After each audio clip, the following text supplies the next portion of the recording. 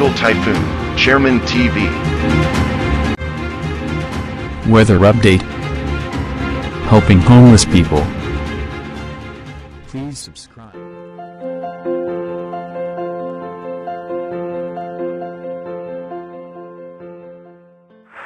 Magandang umaga po. Ito po ang latest update natin ngayong araw, March 31, 2025. Patuloy pong umiiral sa ating bansa yung easterlies o yung mainit na hangin na nanggagaling sa dagat Pasipiko. Kaya bayan pag-iingat nga po sa ating mga kababayan dahil nga iiral na naman yung malinsangang panahon. At habang meron naman po tayong northeasterly surface wind flow na nakaka-apekto po yan sa parte ng extreme northern Luzon. At ayon nga po sa advanced weather forecast ng European Center may mga possible low pressure area pong mabubuo sa loob at labas ng ating Philippine Area of Responsibility. Pero as of now, mababa naman po ang mga tsansa niyan na maging isang ganap na bagyo. At dito nga po sa ating rain map animation, sa expected nga po natin, pagdating nga po ng alas 3 ng hapon mamaya, expected natin sa may parte ng Palawan, western section ng Visayas, western section ng Mindanao at western section ng Luzon ay makulimlimang kaulapan na may biglaang pagbuhos ng mahihina at katamtamang pag-ulan lamang. Pagdating naman po ng alas 8 ng gabi, asahan natin makulimlim pa rin ang kaulapan ng Visayas, ganun din po sa may Mindanao at ilang bahagi ng Palawan.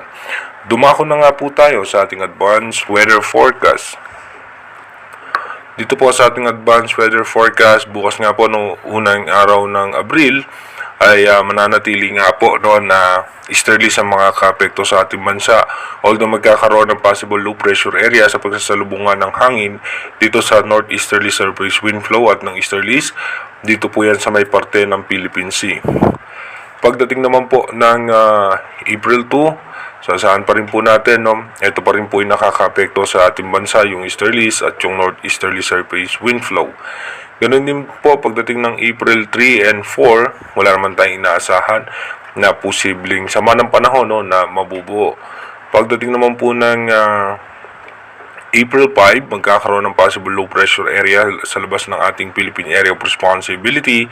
At pagdating naman po ng April 6, asahan natin yung dulong bahagi ng Mindanao ay posibleng maging maulan. Pagdating naman po ng April 7 at April 8, magkakaroon po ng mga pag-ulan sa ilang bahagi ng Mindanao at ng Palawan. Pagdating naman po ng April 9 hanggang April 10, magkakaroon po ng sama ng panahon sa may Philippine Sea ulit. At ito naman po, yung tungo po niyan ay palabas. Habang magkakaroon ng low pressure area muli dito nga po sa labas ng Philippine Area of Responsibility. Pagdating naman po ng April 11, ito pong low pressure area ay nasa northeastern portion po yan ng Davao. At pagdating po ng April 12, mataas naman po ang posibilidad na malusaw na din po kaagad yan.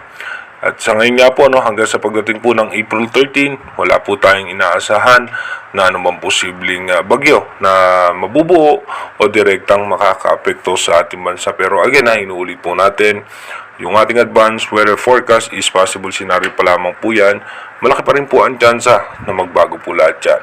Kaya manatili tayong tumutok sa ating advanced weather forecast para malaman natin yung mga posibleng sama ng panahon na makaka-apekto sa ating bansa. Mag-iingat po tayo palagi. God bless po sa ating lahat.